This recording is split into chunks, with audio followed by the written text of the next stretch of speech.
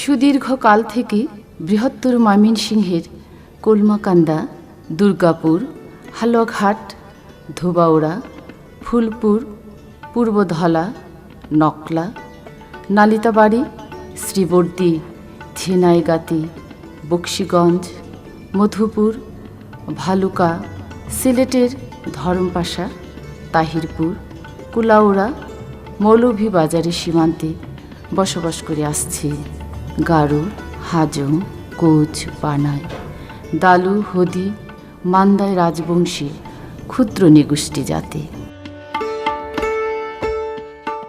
জাতির জনক বঙ্গবন্ধু শেখ মুজিবুর রহমানের ডাকে সাড়া দিয়ে 1971 সালে পাকিস্তানি হানাদার বাহিনীর বিরুদ্ধে বাঙালিদের সাথে কাঁধে কাঁধ মিলিয়ে মহান মুক্তিযুদ্ধে ক্ষুদ্র নিগোষ্ঠীরাও যথেষ্ট সাহস ও আত্মত্যাগের পরিচয় দিয়ে বাংলার ইতিহাসে স্মরণীয় হয়ে আছে।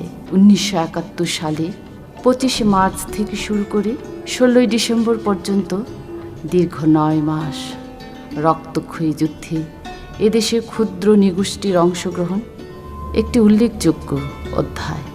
গারো, হাজং, কোচ সহ অন্যান্য ক্ষুদ্র নিগোষ্ঠীর ছাত্র যুবক ভুটান, ভারতে তুরার, রংনাবাগ ও গুয়াহাটি সেন্টারে মুক্তিযুদ্ধের ট্রেনিং নিয়ে বাঙালি মুক্তিযোদ্ধাদের সাথে দেশের বিভিন্ন সীমান্ত এলাকায় পাকিস্তানি হানাদারদের বিরুদ্ধে যুদ্ধে ঝাঁপিয়ে পড়ে। যতীন্দ্র সাংমা 1958 সালের 15 জানুয়ারি নেত্রকোনা জেলার দুর্গাপুর উপজেলার বামনপাড়া গ্রামে জন্মগ্রহণ করেন। 1971 সালে 14 বছরে পা রাখা যতীন্দ্র সাংমা যখন পড়ালেখা নিয়ে ব্যস্ত, তখন শুরু হয় মুক্তিযুদ্ধ। এতে অনেকের মতো তিনিও দেশ ও মাতৃকার টানে মহান মুক্তিযুদ্ধে অংশগ্রহণ করতে চাইলে বয়স কম হওয়ার কারণে প্রথমে তাকে মুক্তিযোদ্ধা হিসেবে রিক্রুট করা হয়নি। পরবর্তীতে অনেকটা জোর করে মুক্তিযুদ্ধের সংগঠক রেভারেন্ড সুভাষচন্দ্র সাংমার সহযোগিতায় ওই কম বয়সে যতীন্দ্র সাংমা মুক্তিযোদ্ধা হিসাবে রিক্রুট হন। তারপর তিনি ভুটানে 21 দিনের ট্রেনিং নিয়ে মুক্তিযুদ্ধে ঝাঁপিয়ে পড়েন।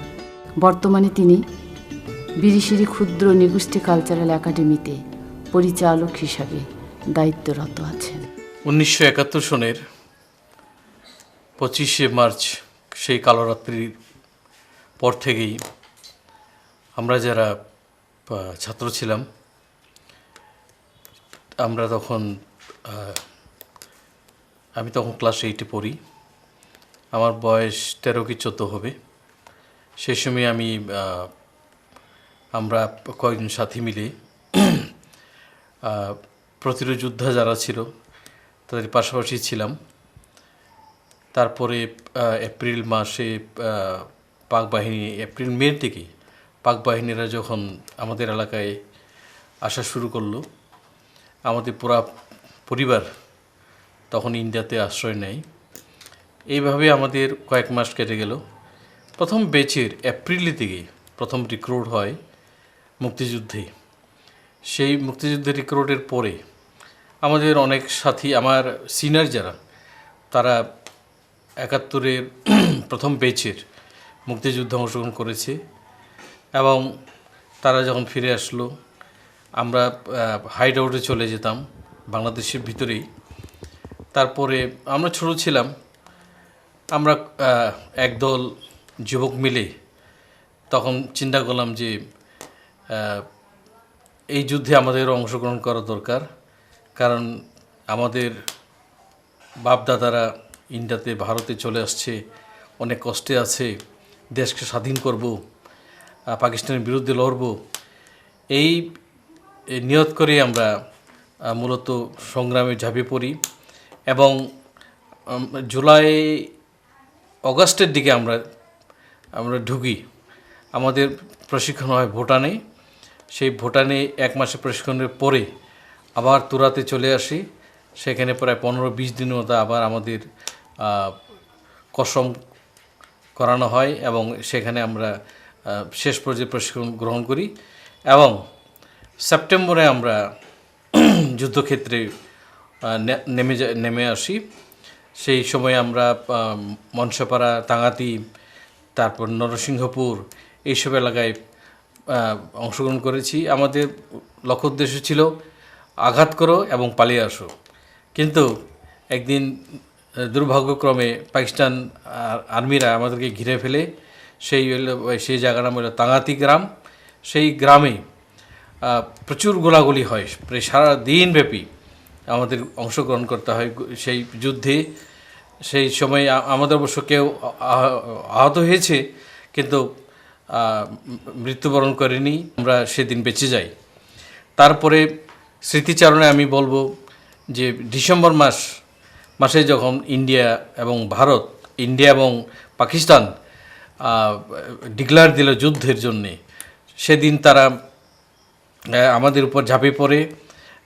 সেই পুল্লাগ্রাম মিশন একটা জায়গায়, মিশনে সেখানে আমরা হাইডআউট গড়ে তুলি এবং প্রতিরোধ সেদিন গড়ে তুলি এবং সারা রাত যুদ্ধ হয় প্রায় 10টা পর্যন্ত।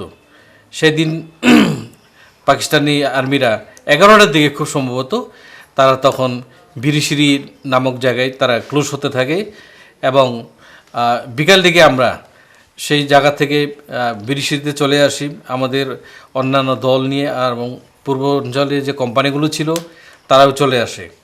আর সেইখানে বিরিশিরিতে আমরা অবস্থান নেই সন্ধ্যা পর্যন্ত। তারপরে আমরা জারিয়াতে রওনা দিই। তারপর দুর্গাপুর এলাকা 6ই ডিসেম্বর মুক্ত হয়। আমরা চলে আসি ময়মনসিংহে। ময়মনসিংহে আমরা অবস্থান নেই, আমরা ঢাকা পর্যন্ত যাইনি।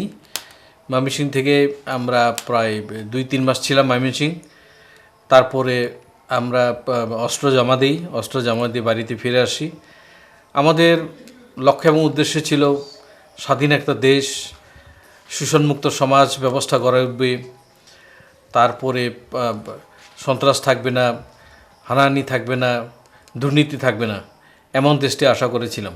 কিন্তু পরবর্তীতে বঙ্গবন্ধু হত্যার পরবর্তী সময় থেকে আমরা যে রাজনীতির সেই পদচারণা দেখে আসছি, তাতে আমরা মর্মাহত হয়েছি।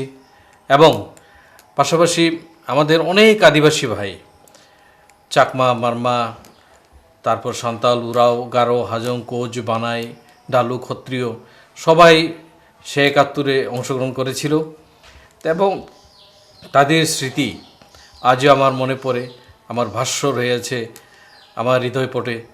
সেদিন আমরা এই ধরনের শোষণমুক্ত সমাজ ব্যবস্থার একটা চিত্র আমরা চেয়েছিলাম, কিন্তু পরবর্তী সময়ে সব কিছুই ম্লান হয়ে গেল।